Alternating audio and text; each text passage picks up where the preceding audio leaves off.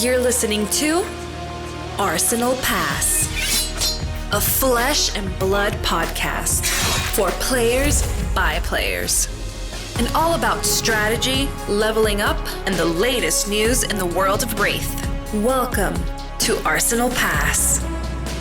Hello everyone, welcome back to episode 254 of Arsenal Pass. Hayden here with Pankaj Bhojwani. As always, this week on the pod, ProQuest Week 1 is in the books. We're heading into the second and final week of Silver Age. And Silver Age is first showing as a format for ProQuest Las Vegas this coming weekend. And we're going to talk all things Silver Age this pod. And probably a couple other things we'll touch on as well, Pankaj. I know you want to talk a little bit about Classic Constructed, but I guess, first of all, how's your week in Flesh and Blood been? It's been quite light. Unfortunately, life is striking again. I don't think I'll be able to make it to a ProQuest this weekend either, which is why my This Week in Flesh and Blood has actually been preliminary CC investigations. When I say preliminary, I've basically knocked out Kasai from my contention for something I'm going to play at PQ season because I just got ran over by Fi a few too many times. I thought the theory could hold where Kasai was decent to Syndra, and so maybe you can be decent to Fi as well. That's not the case, because Syndra kind of does meet you on your axis, where she's sort of not doing crazy spike turns, except for like the one Wrath turn, I guess, back in the day. But most of the time, she's just keeping up with you in terms of value, and then you can leverage her inability to block by getting your gold and stuff like that. Fi, though, by like turn 4 or 5, if you aren't interacting with him, he would have found a 30 damage combo off of Lynx and off of the new Art of War. And I feel like that makes it pretty rough for Kasai. So I've knocked Kasai off and have also been engaging with the team on some CC investigations because a bunch of them are going to Montreal this weekend. And, you know, Acilio's looking kind of freaking good. Let's just put it that way. But I think everyone knows that. Everyone's caught on to that. So, yeah. Wobble is certainly a card. It is a card. Is Fi good? Do you think Fi's good? I think Fi is good, yes. I think where we're headed to is a very aggro-dominated meta. Like, very, very turbo aggro. I think, like, Fi, Marinette, and Acilio are up there. Fi is maybe half a step lower than Acilio and Marinette, but I think Fi is the new Draconic Ninja of choice. I'm not entirely... I don't see a reason to be playing Syndra over Fi. I agree. So if you're talking about just like the low to the ground, red line, honest aggro deck, quote unquote honest, I think Fi is now that. So to answer your question, I guess my question, right, is what has changed in the meta? Because to me it seems like Fi's just replaced Syndra and the meta is otherwise fairly similar. And I guess that leads me to a question of where is Verdance in all of this? And is there any other decks that are, you know, I guess rising to those three heroes? I would say the change is that it's become more narrow. I think a few months ago we had this super wide meta. We had Verdance doing really well. We had Gravy being present and stuff. I feel like Gravy Verdance stonks are down because of Acilio's and Fi stonks going up. Bolton is also in the picture, I think. That one's still... Now you are talking more crazy. Investigation potentially. He got some solid upgrades. 0 for 5 go again. That isn't too difficult for him to turn on, brother. Like the cards are very strong. Like I just feel like the meta is now very, very fast, and so those other more like mid-rangey value decks like the Verdances aren't very viable anymore, I think. Yeah. I feel like we're looking at a narrow meta for this coming weekend. So it's quite aggressive, and these aggro decks are really keeping out, particularly Gravy, but probably Verdance as well, especially Acilio, I think, keeps out Verdance, right? Exactly. I think Fi beats Verdance too. Oh, really? Okay. Just because of the fact that the game is going to go 5 or 6 turns, and Fi will, unlike Syndra, where you can manage the game state, they never have those big turns apart from a Wrath turn, and even that you can manage with the gloves and things like that. The Fi turn is really difficult to deal with, and they will find it. Against Syndra, if you have the prevention effects for the mask, it's like you can keep her at bay and then find your Fellings, find your Plows. Different story. Fire Art of War Lynx, it just blows you up. So, what about Guardian? Or what about a deck that targets the more aggressive side of the meta? Is that what enters, especially when Gravy and Verdance are down? Yeah, so once again, it's like I feel like I've been talking about this for a while. We just don't have a good disruptive deck. We just don't have something that disrupts things. I think this could potentially be an angle for Slippy. Hey, that's what I was thinking as well. Didn't want to call it too soon. Yep. As like the potential disruptive deck of the format. Yeah. I obviously did cope on Marlin for a little bit because I'm like, hey, we need disruption. Let's bring out the Marlin. Turns out Wobble is really freaking good against her. Turns out Warmonger's Diplomacy is in every file list because it's just really, really good. And turns out Marlin is still just bad also inherently because she's an A plus B plus C plus D plus E plus F deck, right? So not there. But yeah, I think the Guardian, I know some people aren't looking at Victor. It does feel like I'm still not sure if you're like good into like Acilio with that. Yeah. And then Marinette as well. I mean, you bring a deck that doesn't have defense reactions into like Marinette, and I feel like I wouldn't feel too comfortable on that.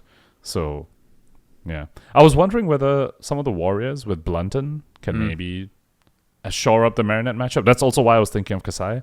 But Acilio and Fire are just way too hard. Where even if the Marinette matchup's been shored up, I'm not too into Kasai. Bolton potentially though can potentially race the Acilio and the Fire, and then has the Blunton stuff for the Marinette. That's interesting. I would have thought Dawnblade Dory into Acilio and Fire would be really good. I could see that as well. I think that's worth investigating. Yeah. Okay. That would be my. I guess if I'm looking, we're not talking too much Class Constructed today, but we definitely will be next week, especially off the back of Montreal, and as we head into the ProQuest weekend. But of course, Montreal is this weekend, so people are thinking about Class Constructed, including ourselves, as you said. I do think I would be looking at this aggressive meta. I wouldn't be discounting Verdance and Gravy to an extent, especially Verdance. Honestly, Gravy I think is really taken a bigger hit, to your point. But I would be thinking about those three, and I would be thinking about things like Dawnblade Dory, more disruptive Guardian potentially, if you can pull it together. And to your point, I have been thinking about Slippy, I'll be honest. I will say Verdance and the Pirates, well, when I say Pirates, I mean mostly Gravy, and if you really want to cope on Marlin, I suppose, do have one weird interaction with Fi, where they have very easy graveyard interaction.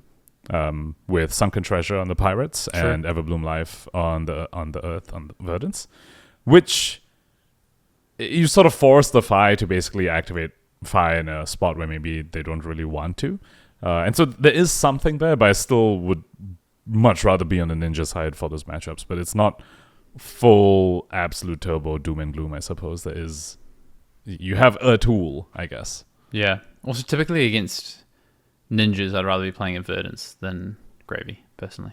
Oh, for sure. Yeah. Any other things you want to shout out for Class Constructed that's kind of on your mind at this stage? Or let's wait and see what Montreal holds. Definitely wait and see what Montreal holds, but I wouldn't be surprised if we're headed to a more narrow metagame. And I'm just reminded of what we spoke about, I think, a week or two ago, where you were talking about, we are trending towards wider metagames. Yeah, we'll see. And I was like, I wouldn't use 2 data points as like a trend, and like we might be headed back to like a narrow metagame for this weekend, and potentially Yokohama if they don't change anything. So all right, we'll see. Well, I think that is partly why it doesn't get as narrow, is because they do change things. So let's wait and see how LSS respond. If that does indeed play out, I guess one last deck that we've got to talk about, because it's going to be on people's minds, is really close to Living Legend. People thought it would Living Legend last season. They think it will Living Legend this season. KO. What do you think of it, KO? Is this hero playable? I thought he was, but Noah Bagelman is always frustrated when he brings KO and always regrets bringing KO, but brings it all the time anyway. And I trust Noah's opinion on it. So if the guy who's a pretty big KO fan always talks about regretting bringing KO and wanting him to LL so that he no longer has the option to bring KO, I will listen to what that person says. So that's my answer. I'll basically defer to Noah. I think it's interesting, right? Like, okay, let's just rapid fire. KO versus Cilio, who's favored? I want to say it's KO. I feel like it should be KO. Should be KO, right? In theory, there's enough disruption in the KO side of things, especially with Stronger Survivor. And flashbags. Yeah, flashbags also so good on nice. That turn. Okay, what about KO versus Marionette? Is it? It's close, I think. Is it? It's close, right? Maybe slight edge to Marionette, but again, flashback does a lot. Yeah, not much edge though, honestly. Yeah, it's been my experience. Yeah. Okay, and then KO versus Fi? should be in Phi's favor, right? A ninja into brute, typically you want to be on the ninja side. Yeah, typically, I'd say in the modern day, it's not the 60-40 it used to be, though, or 70-30 it used to be for ninjas. I think it's more like a 55-45, Yeah, I think they're all close, basically. I think all three of these matchups are in the, okay, both of you will play the game. And it'll be a very fast game. It'll be like 3 to 4 turns. You basically know who's going to win, typically. Yeah. But it's not, I really don't want to see this. Which is kind of what KO has always been, right? Kind of. And I guess KO never didn't want to see Florian. That was a deck he was like, I really don't want to see this one. Yeah, it's quite bad for him. It's interesting. I feel like KO is not seeing like a lot of play on Teleshar when I look at the data points right now, but does have a pretty good win rate. And if I look across, it does have a really good win rate into Phi actually. So maybe that matchup is KO favored with the stronger survives and CNCs and all these things. Maybe it is good enough. Yeah. And I suppose if Phi is quite teched into the whole combo playstyle, like if your flashback is blocking like 6 because you intimidate the thing that gets +1 or +2 if it's a spreading flames plus out of 4 thing, yeah. Interesting. Okay. Maybe.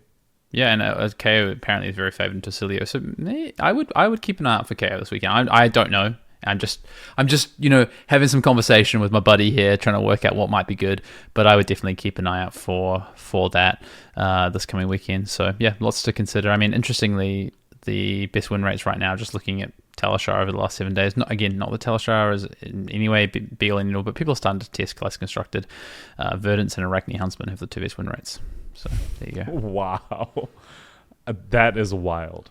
I mean, in theory, Huntsman. Interesting, right? Like in theory, Huntsman gets blown up by by all 3 of the top decks. I don't know. Oh, really? I thought Huntsman was really good into aggro decks.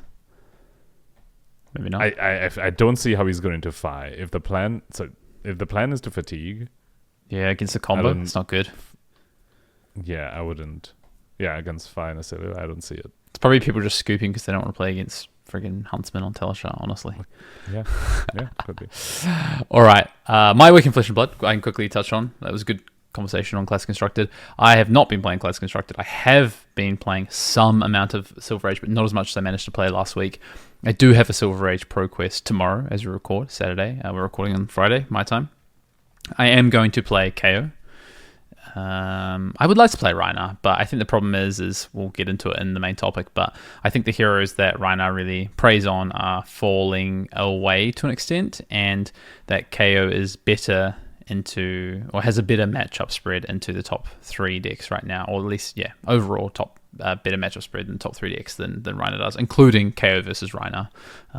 So I'm going to play KO this weekend, I'm pretty sure. But we can talk more about that in the main topic of the pod. Other than that, film some gameplay, and the first game is up now between myself and Nick Butcher. Silver Age gameplay series. First game is Briar versus Enigma. I think this is an important matchup in the format, and I believe the second game, which will hopefully go up in the next day or two after the pod drops, so either before the weekend or during the weekend, will be, I think it's Kano versus Dromai actually is the second game that goes up, which is, we might talk a little bit more about Dromai. I think it's a hero flying under the radar in this format. Yeah, I'm interested to hear your thoughts on that for sure. Cool. You did tease us with the Dromai spoiler last week, so I'm curious to see that game. The game that did come up looks awesome. If you haven't tuned in, definitely go check it out. Love the editing polish that you've added there, Hayden. Nice. And the gameplay itself was obviously very well played by both of you. And it's a very close game. And I think Briar Enigma is one of those matchups in Sage that is extremely skill expressive and requires a lot of matchup knowledge and depth, which I think was showcased in that gameplay as well, with the whole, like, there was this evergreen mini game happening as well, which both of you were aware of, which, I guess, spoiler. Yeah, don't spoil it too much, though. Yeah. People can go watch. Yeah, which may or may not have been relevant to the game itself, but it was awesome that, that was happening. Yeah. Just really, really cool. News? So with that, I guess, that's a great segue into the news. Gameplay footage. Go check it out on the Arsenal Pass channel.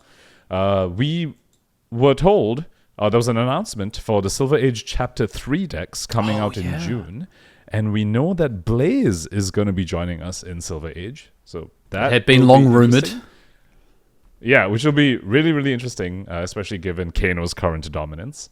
So how does Blaze fit into that? I mean, I wouldn't be surprised if by the time Blaze comes around, Kano has been community voted out. So maybe Blaze will be the new home for the Wizard enjoyers. Also, very relevant, Raiden has been downshifted from a Majestic to a Rare. So Bolton players can now play. And maybe we'll have a Warrior in the format that isn't just DGA slop and maybe actually does something else other than DGA. But, yeah, I don't know. It's... maybe I'm getting too hopeful. But, I mean, Duty Bound Blitz in Sage has to be worth trying, right? 0 for 5 go again in Blitz. In Sage. I feel like worth trying. We had ProQuest Week 1 this past weekend. We'll go over the results in the main topic. And Calling Montreal is upcoming this weekend. It's a first look at Classic Constructed post-Compendium release. Do you have any predictions, Hayden? We just spoke about what we expect the top decks to be, but do you have a prediction for who's going to take it down? Which hero? Acilio. You could predict the player as well. I said okay. I'll just predict the deck. Acilio as well. I think Acilio or outside to an assassin. Maybe it being Slippy. We'll see. Okay, while we're talking about disruptive assassins, where are you at on Uzuri? Yeah, I mean, honestly, maybe it's good. I don't know. I have not investigated enough of this format, but what I know is that I would start with disruptive decks. That's, we spoke last week about being brewing and finding a spot in the metagame. There is clearly an unfolding piece of the metagame, at least for week 1, where it looks very aggressive, right, to your point. So if I'm trying to pick a deck or I'm trying to find a potential solution and do a bit of brewing ahead of this event, that's what I'm looking. I'm trying to find an angle that delivers a lot of disruption and can deal damage. I have to say, I thought you were going to shoot me down immediately on the Uzuri thing. Because to be honest, I wasn't sure if I was serious either. I was just like, disruptive assassin, maybe? But yeah, I think Acilio is probably going to take it down this weekend as well. I think also because it's similar to what happened, was it? Not Calling Seattle. What was the... the Calling where basically all the good players, the notable players, were on Acilio, and Acilio had like a 60% win rate. Do you remember which Calling I'm talking about? I think it was the one that Michael Yasker won on Florian. I think it was that. Oh, that was Japan. No, Michael Yasker winning on Florian. Yeah, that was not Japan.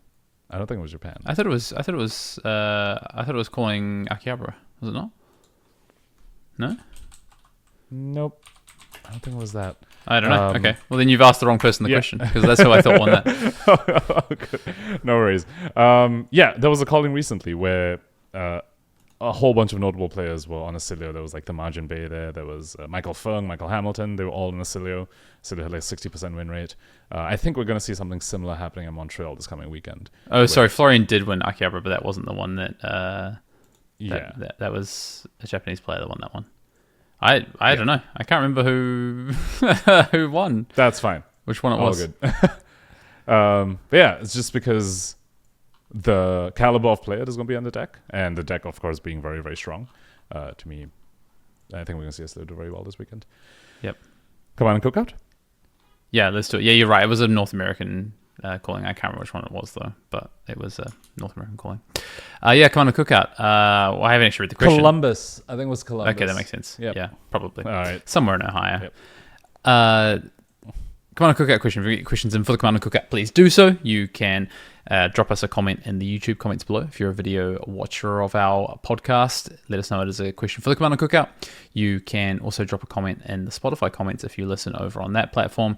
You can email us at arsenalpassfab@gmail.com. If you're an Arsenal Pass patron, you can also drop into the patrons Discord, and there is a channel there for questions. Pop it in there. Or if you see us in person, you can do as this person has done, and you can give us a question in person at an event. Pankaj, what's the next event that you will be at?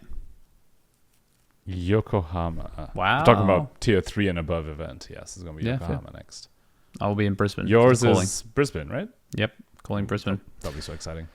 Cool. This week's question, as I said, comes to us in paper. I believe this was given to you in London, I want to say. I think so. Makes sense.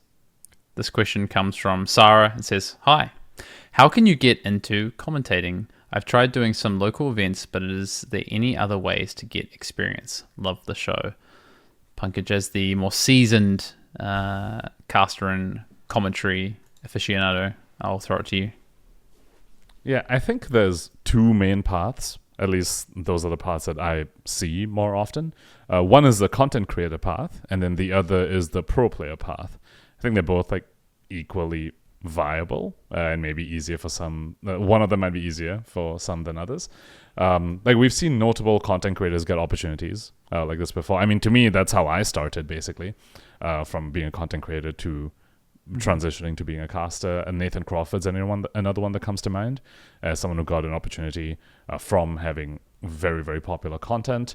I feel like you are somewhere like in the middle of both. It's like you're like both. But then we also have notable pro players who aren't content creators, like Michael Fung, for example, who's been getting a lot of casting gigs lately, where just from sheer experience and results in the game are offered these opportunities. So I would say these are the two main paths I see for getting into casting. Michael was a content creator, though, to be fair. Did have a podcast for a period of time, maybe, best bit of a year or so. Oh my God, yes. Yeah. Oh, that was so long ago. Yeah. But And I feel like that was well before he was doing any casting. I feel like casting stuff happened after I agree. pro play. But I think it helps in terms of getting your name out there, people hearing how you articulate yourself. And I guess that's probably my point, is how do you get into it?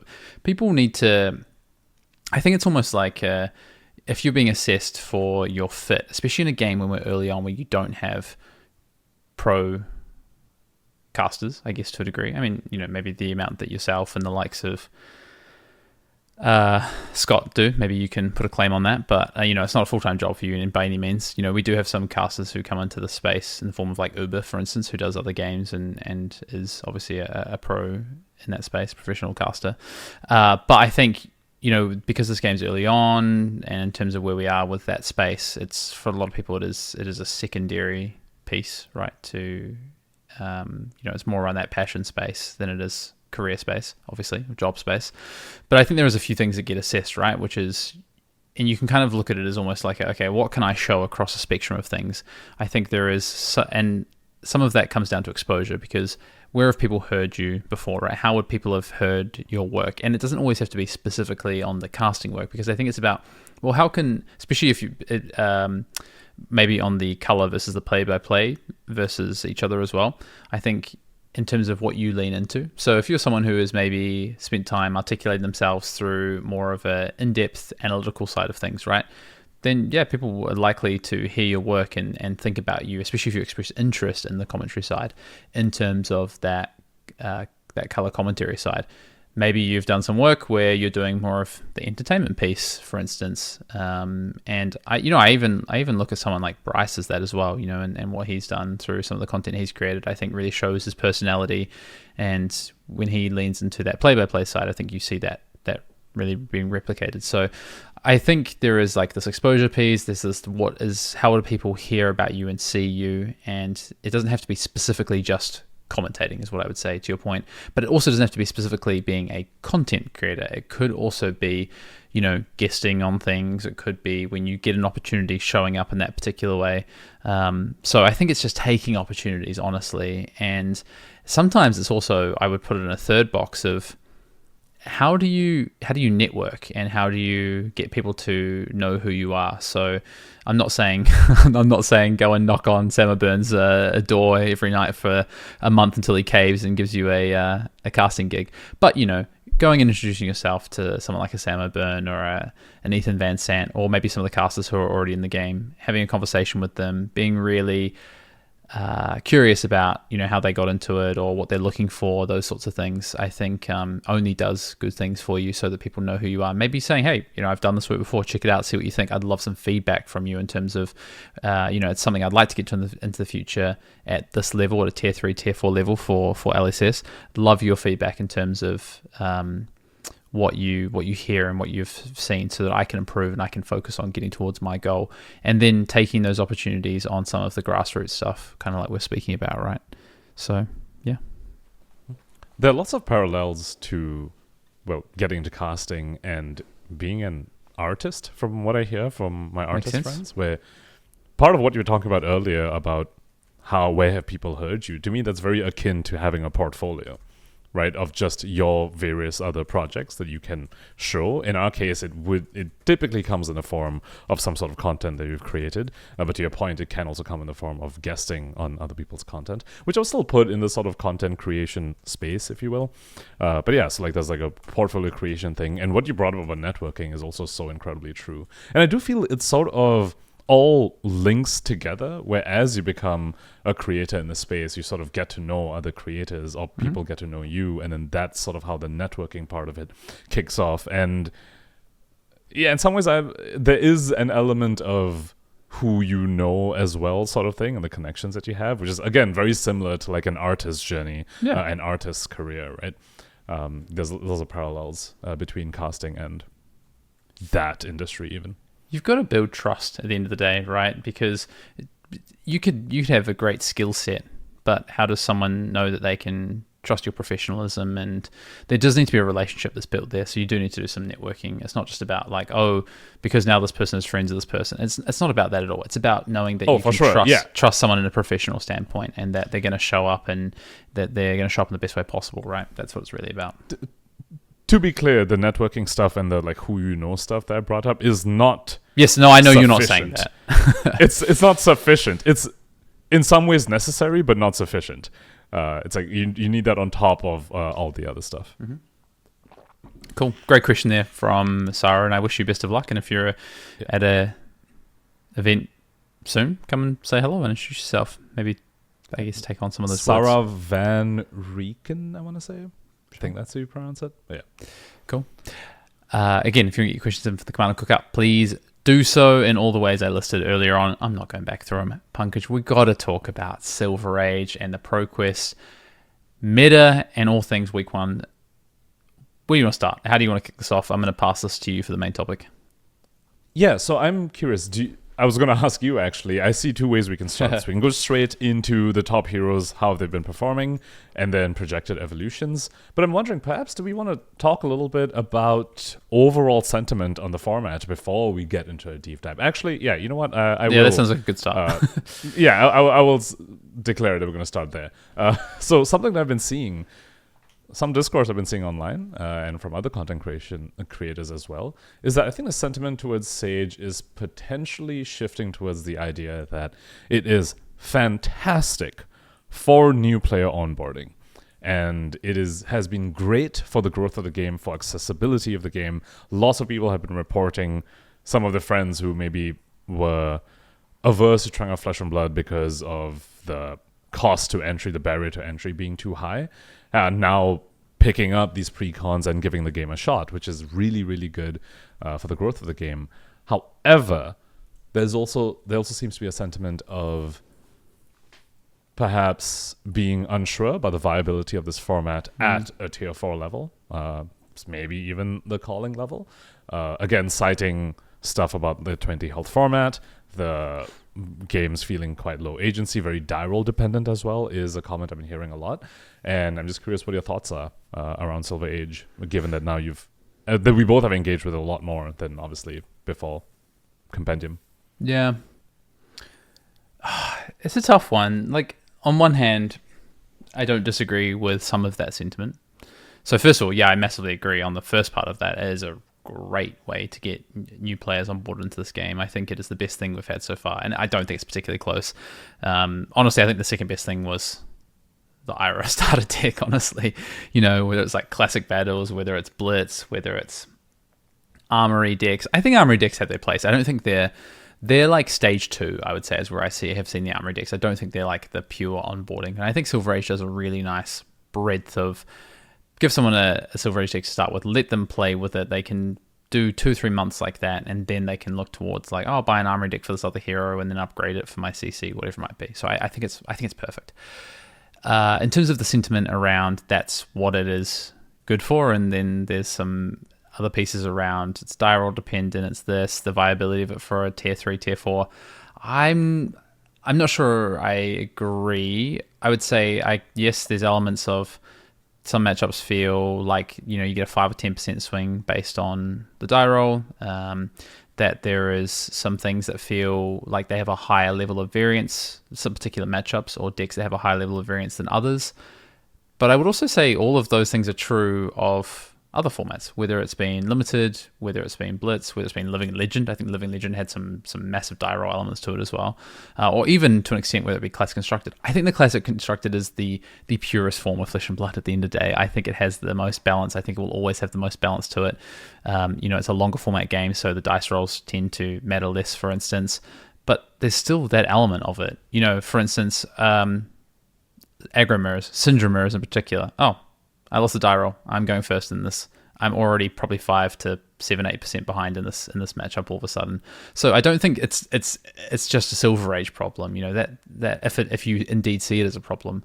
So I agree. There is some of those elements that ring true, but what I would say is they ring true across Flesh and Blood. It's not a Silver Age thing. I think they just feel particularly heightened in Silver Age because of the length of the games being a 20 health format. I think that it gets spotlighted a lot more. I don't even think it necessarily exists a lot more. I think it just gets spotlighted and felt a lot more. You can play a higher volume of games in general, so you play more games like that. But I don't think it's a detractor, honestly, personally, and I don't think it shows that there's no viability or it has lower viability at tier 3 or tier 4. I don't think that's the case. One thing I would say though is if we were looking to maybe offset some of that, one thing you can't do in Classic Constructed that you can do in Silver Age is you can play more games. So if we're going to do a Silver Age only event, why not add a round or two? You know what I mean?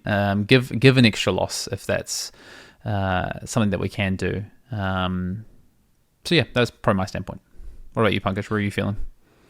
I'm so glad you brought up the other formats thing, because I have a take that is, I don't know, maybe simultaneously more doomer and less doomer at the same time. Where I look at, and a lot is definitely colored by my perception of the current Classic Constructed metagame, which I do think is very much akin to the 3-turn game sort of format thing that people are complaining about in Sage. A lot of the matchups I've been playing these days in CC side will be like Acilio versus something, or Marinette versus something. Yeah. And I have felt similar levels of there was pretty much nothing I could have done this game. The Marinette went first, opened Orb Weaver, flicked me. Yeah. Flicked me. Either they open Orb Weaver or they just drew Spinneret, or even if there's block mask, because I have to hit them, right? And then there's block mask, they do the thing, and they go Saver, and they just go Saver, swing the Calicera, and they have a T-Tox, and I agree. Okay. Next turn they Codex me, and I was like, yeah, I felt like there wasn't really anything I could have done this game. The Acilio finds a God in a Flash, and opens such a brilliant CLV, and sets a God in a Flash, and then I'm dead.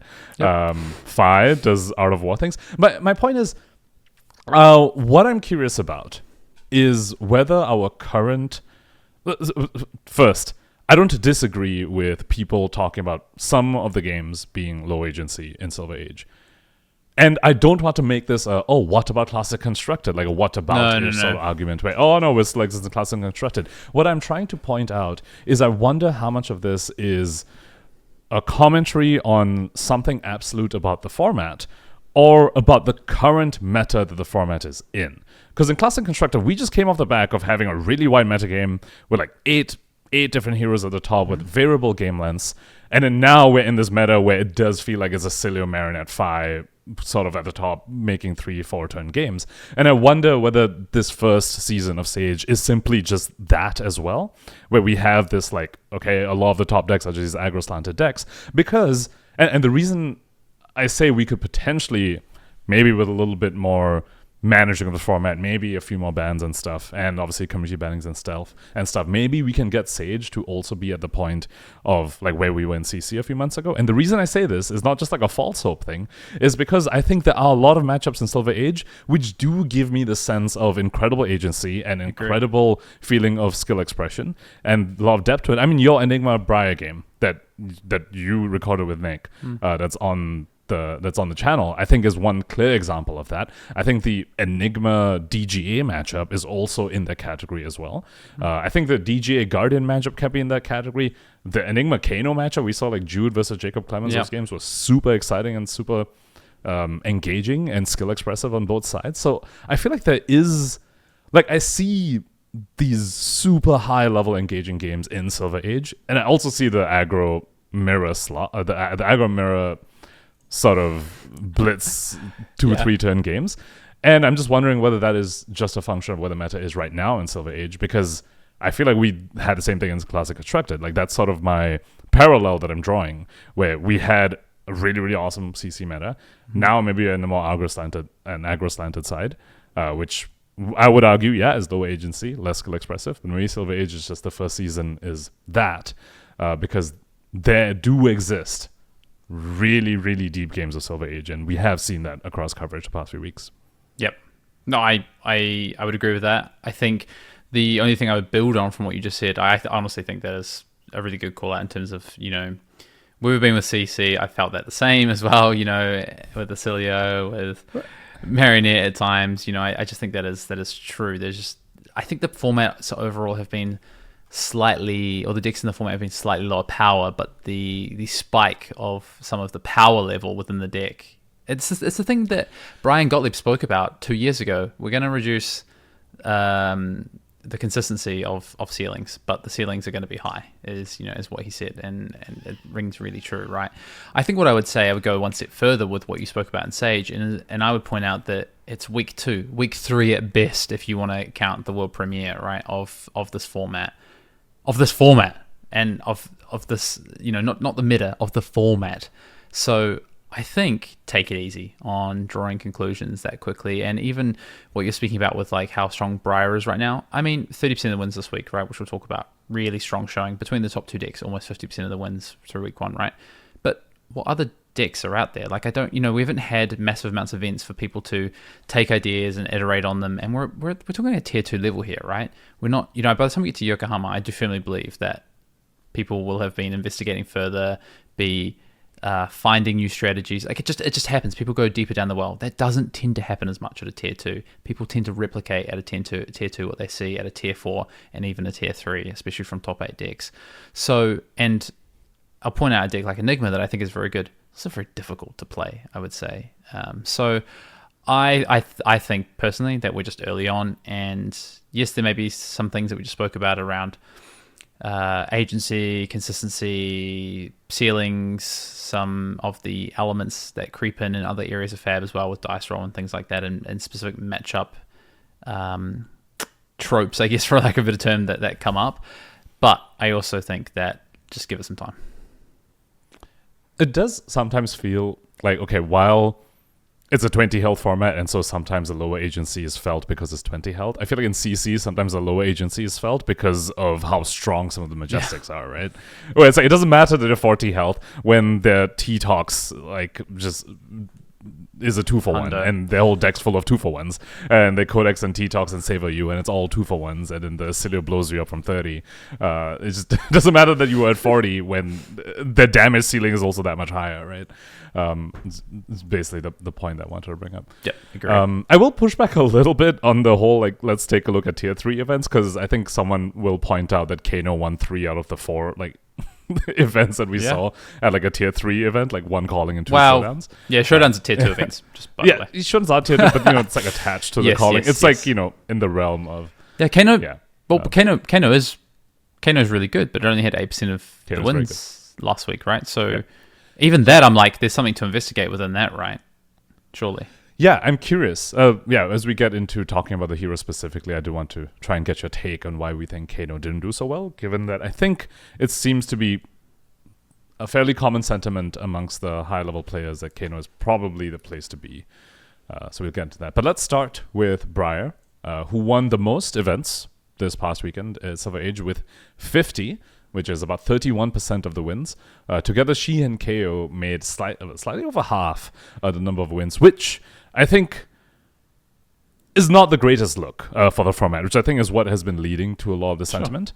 Especially when you contrast it to what we were seeing for ProQuest season in CC, right? We're just like, there was like 3-4 heroes and they were rotating between them. Short memories, though. Short memories, engaging. That's not always been the case in Classic Constructed. That is. Oh, of course not. Of course it hasn't. Yes. I'm talking about the most recent one.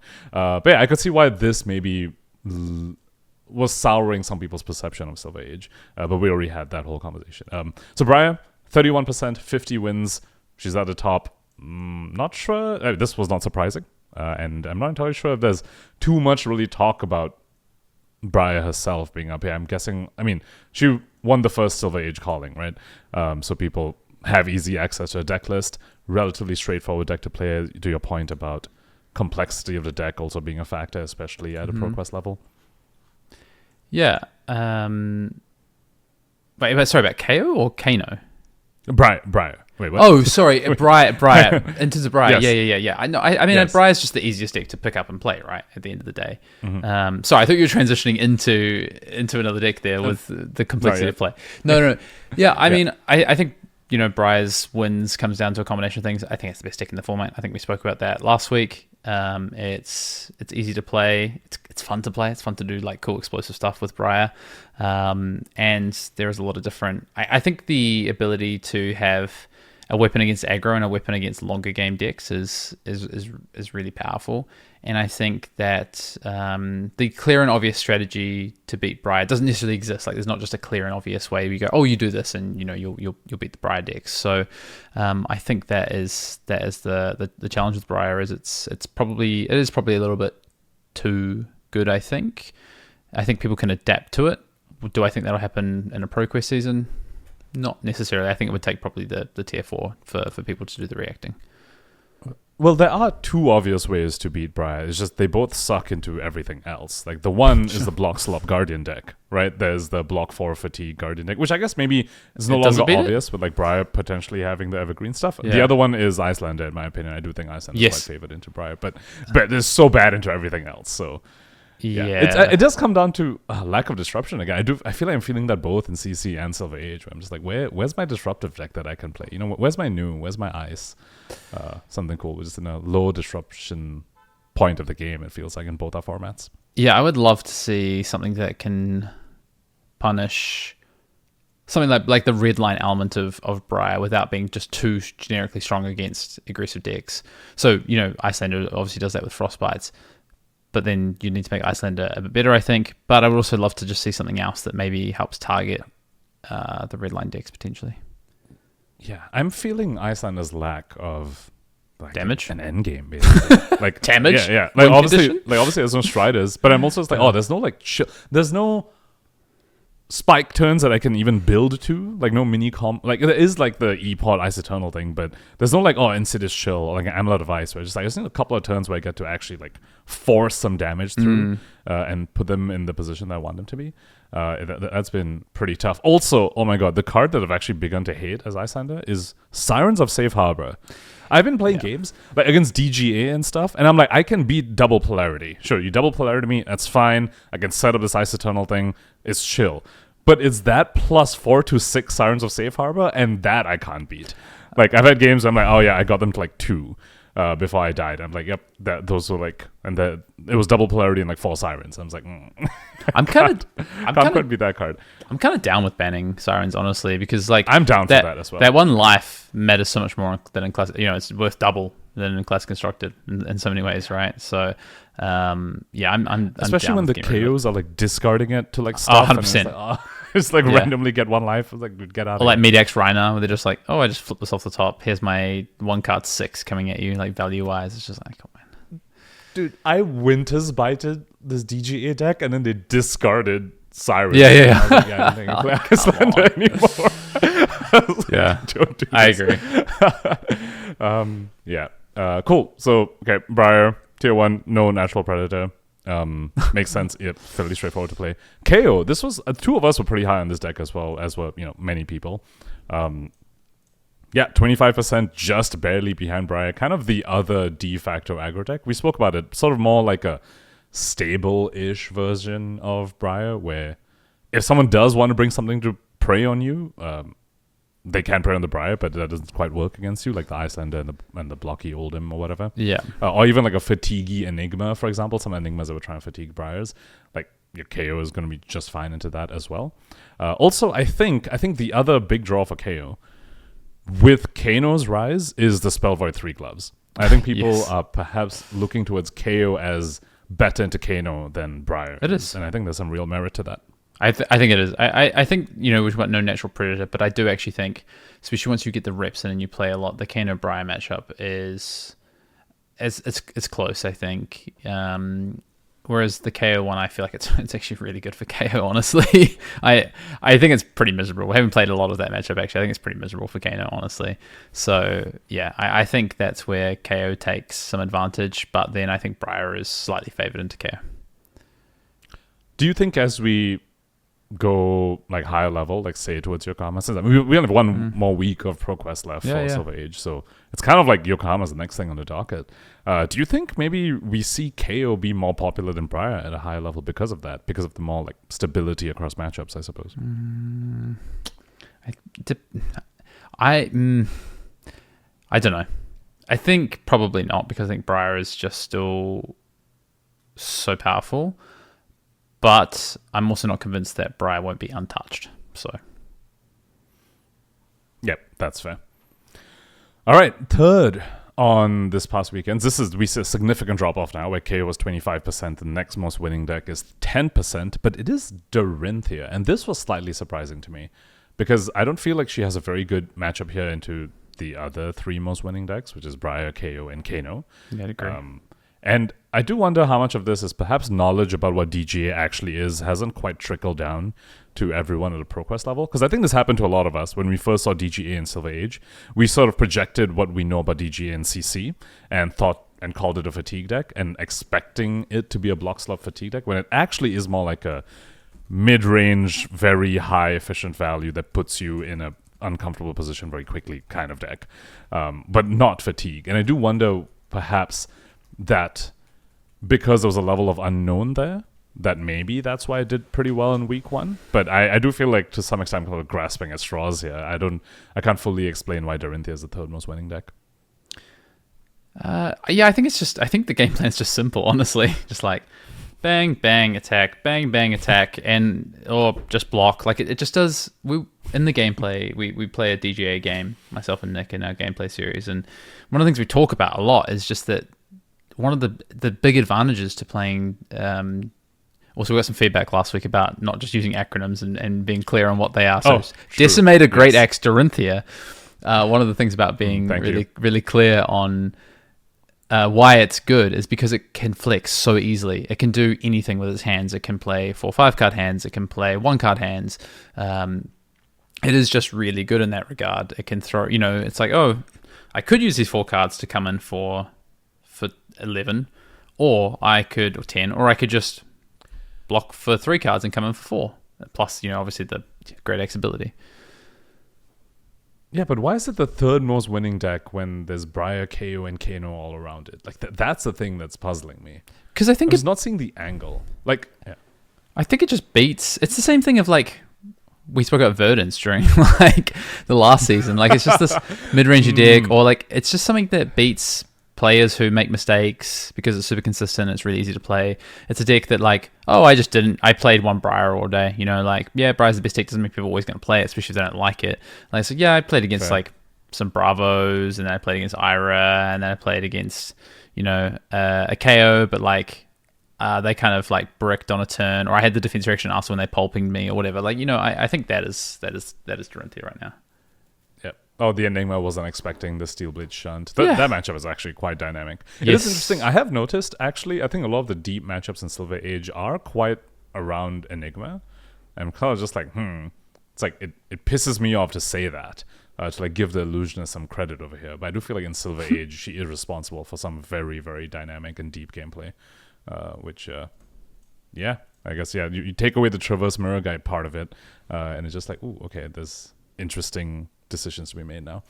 I agree. Okay, so that's Dorinthia. I do want to sort of maybe jump the gun a little bit here as we're talking about decks that we weren't expecting to do well. Oldhim, the block sloppy Guardian decks, did not do well at ProQuest this past weekend, which is something we did expect, I think. We're just like, I think as the Briars get better at realizing you swing Starfall every turn and it makes a block slop deck like a lot harder. It makes it a lot harder for them to like fatigue you.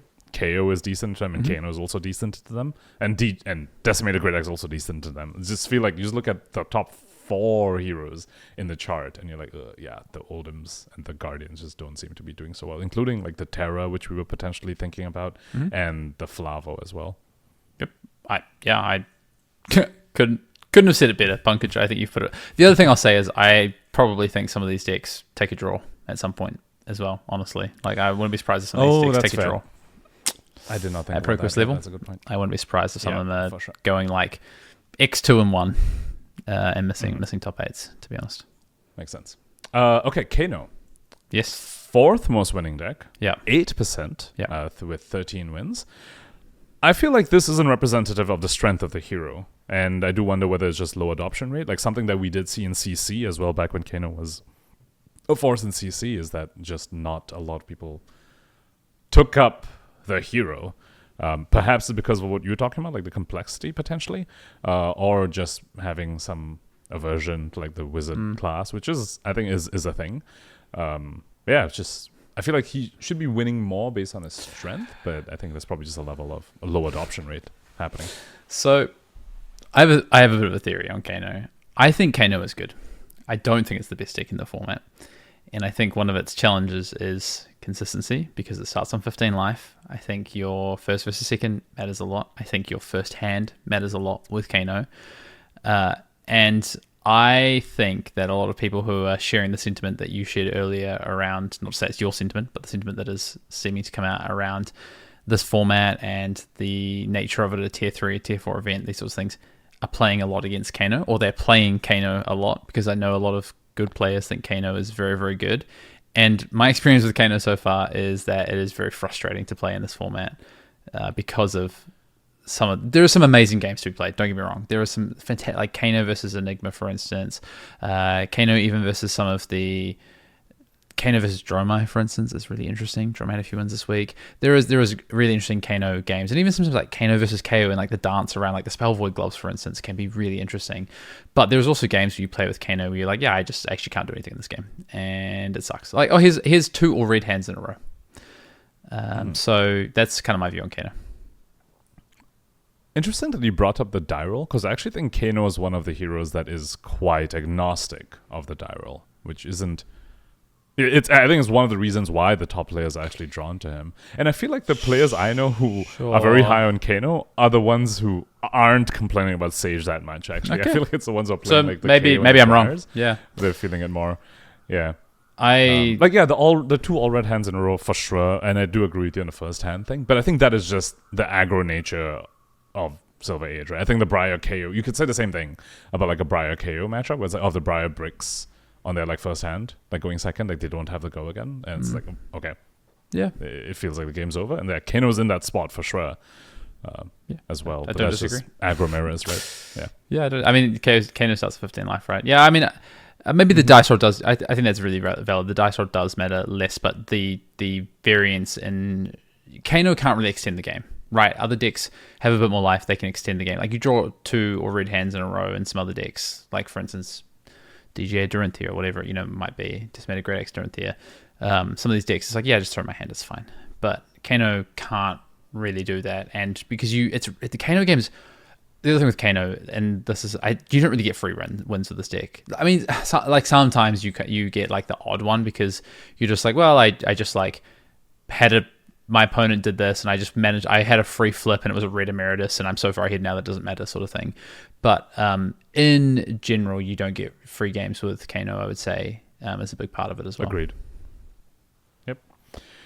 Cool. Any other heroes worth talking about before we go into projected evolutions? I mean, I think we've got like Ira. Yeah, I think we've got to talk about Ira because it Flower? had 9 wins. So I think we've got to talk about it. The next lot of heroes at 5, 4, 3, like they're a lot closer, but 9 wins for Ira, especially a hero that we haven't seen making top 8s in showdowns or in the callings so far, is quite interesting.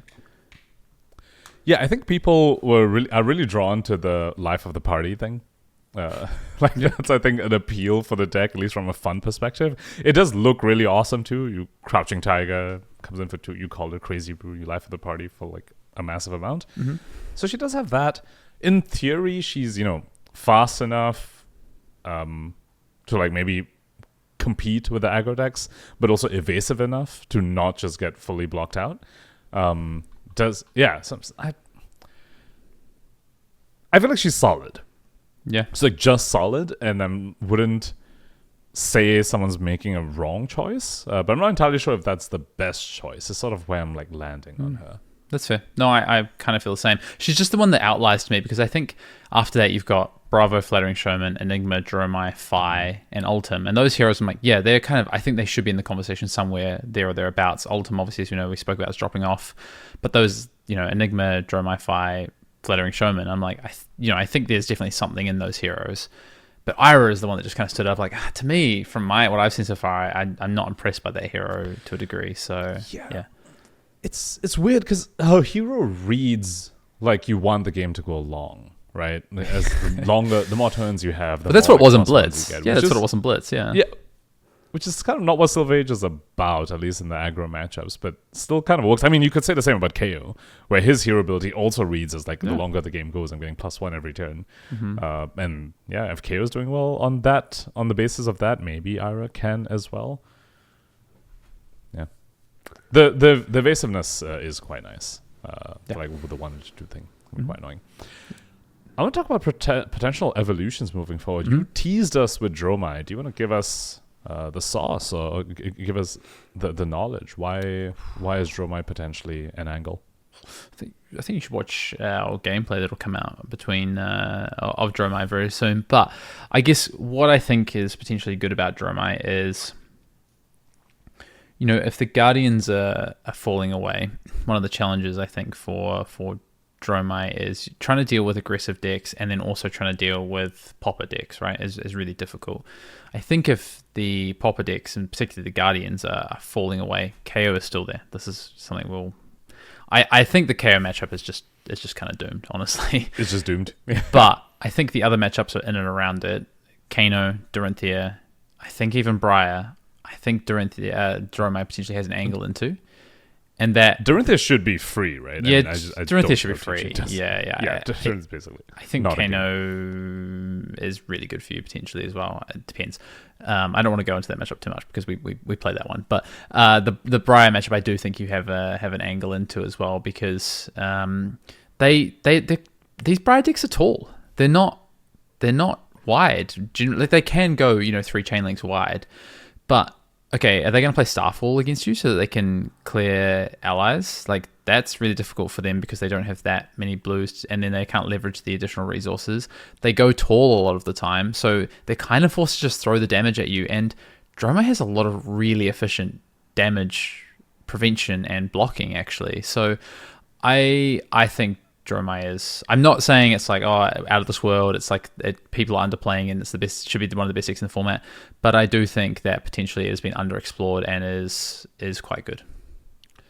I do feel like you bring up the numbers that the Briar deck normally presents. Yeah, now that I think about it, I feel like Asvalai and Chromai are the sort of dragons that'd be quite so annoying for them to deal with. If they're like, sure, they pitch a full red to swing a Starfall at a Chromai, that's still basically like your Chromai absorbed 4 life, right? Because they, instead of sending the card at you, they pitched it to Starfall.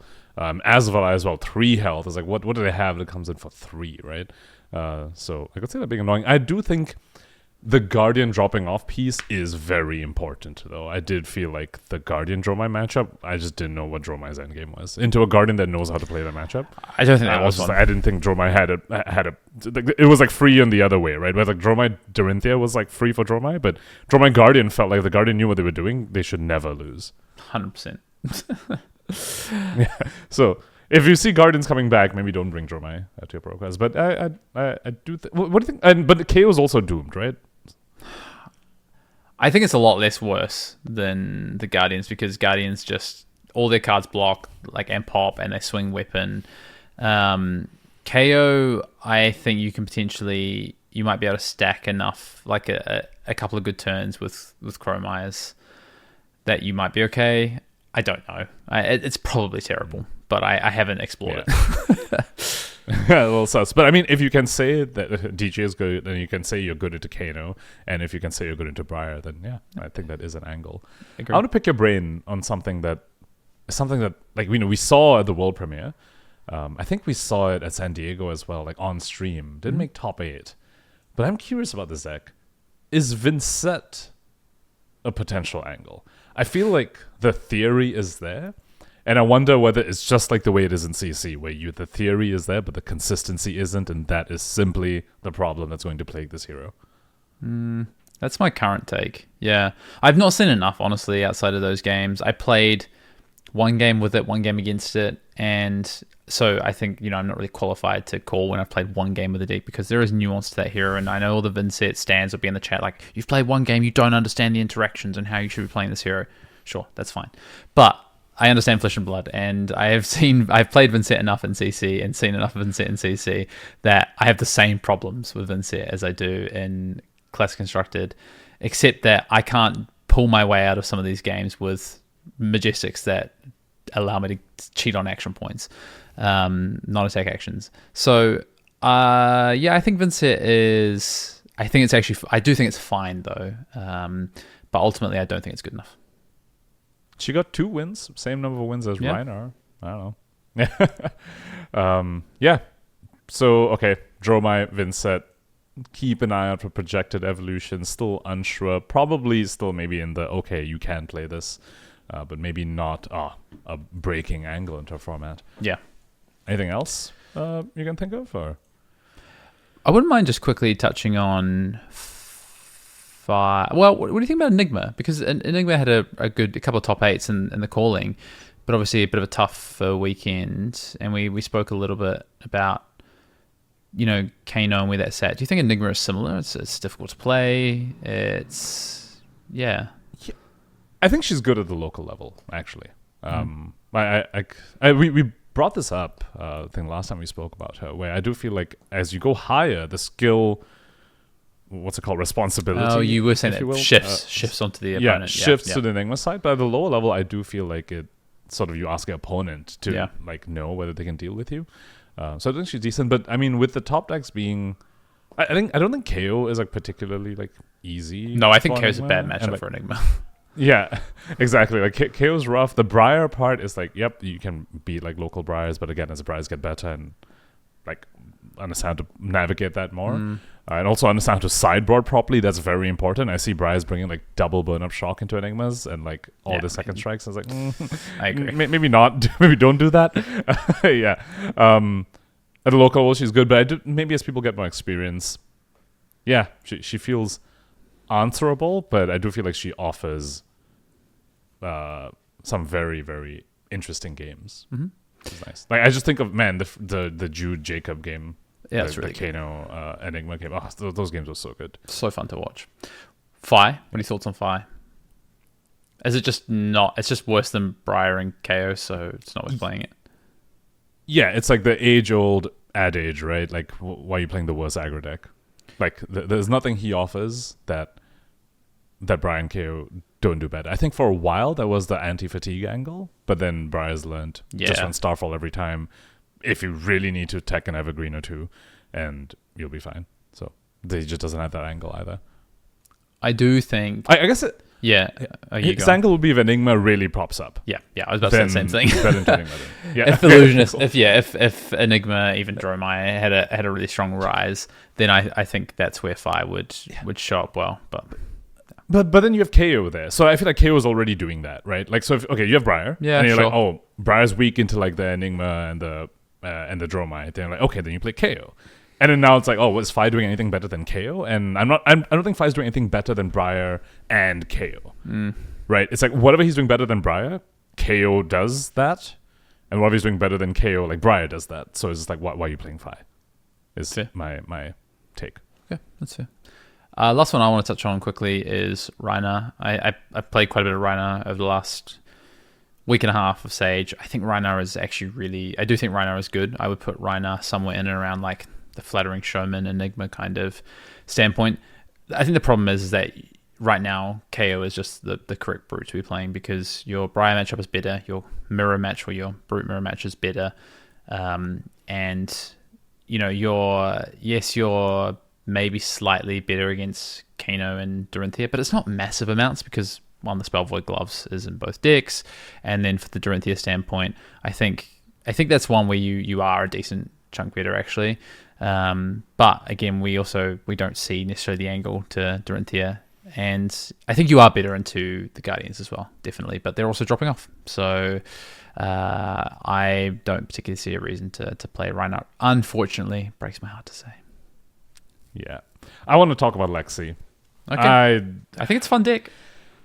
It's fun. Also, specifically, I want to talk about like an icier Lexi. Like I know the snapshot build is like the current better build, but I am sad that we haven't yet found. It probably doesn't exist because I know a lot of people have investigated this, but there isn't like an icier version of Lexi, like maybe some sort of hybrid one that the angle is into like a redline aggro deck like Briar. You play your disruptive ice pieces alongside having really good damage because you're Lexi. And then into like that's the angle, especially with how we are going into a very aggro slanted format. Like that's the idea. Just hasn't been found. Probably doesn't exist. I think it just ends up being way too inconsistent. And also, it does feel like a lot of Lexi's design was based around New Horizon existing. Mm-hmm. Like the whole flipping. It's like, unless you're flipping a lightning card, it's like flipping up anything else just doesn't feel very good unless that thing has go again, which just fully limits what you can run. On top of the natural inconsistency of needing element cards and resource cards in that deck. So, a bit of a bummer that we aren't seeing a lot of Lexi, but hey, maybe we get some more upgrades. Speaking of upgrades, another thing that I was looking through like the whole pen thing when I'm trying to brew like Icelander and stuff. Yeah. We really didn't get much. Many very good ice cards. Like I was just like looking at my blue ice cards available to me in Icelander. I'm like, yeah, this is like Frostpike is something I would cut the moment I get anything better, and it's just there because I'm scraping the bottom of the barrel. Yep, it's like, yeah. I would love Lexi to be good. I would love to your point about disruption in this format, right? I'd love that. I'd love us to have some disruption opportunities in the format, but yeah. Yeah. We just it's not there, unfortunately. I do think just for now. They should give us something. Yeah, they should. Yeah, I mean, again, I do feel like that's probably just the ebb and flow of metas, right? That we were speaking about. We're currently in low disruption part of the meta game for CC as well. It seems like that's the case for Sage as well, and we'll probably get some disruption soon. Cool. Anything else you want to touch on Silver Age or anything this week before we wrap up the pod, Pankaj? Yeah. Good luck to everyone playing in Montreal. I'm excited to tune in. Yeah, good luck to anyone playing ProQuest, trying to punch their ticket for Vegas this coming week, including myself, one half of the Arsenal Pass podcast. Pankaj, 95% sure I'll play KO. And, of course, I'll reserve my right to play something else, as Pankaj well knows. But I'm pretty confident I'm just playing KO. I can't see me playing anything else at the moment. I've been enjoying playing KO. This guy's going to show up with solitary confinement. You just know it. Oh, Dromai? All right, that has been episode 254 of Arsenal Pass. I want to say a massive shout out to all of our Arsenal Pass patrons. Make sure you go and check out our gameplay series that is currently going up on the Arsenal Pass YouTube channel. And until next time, we will see you in the next episode of Arsenal Pass.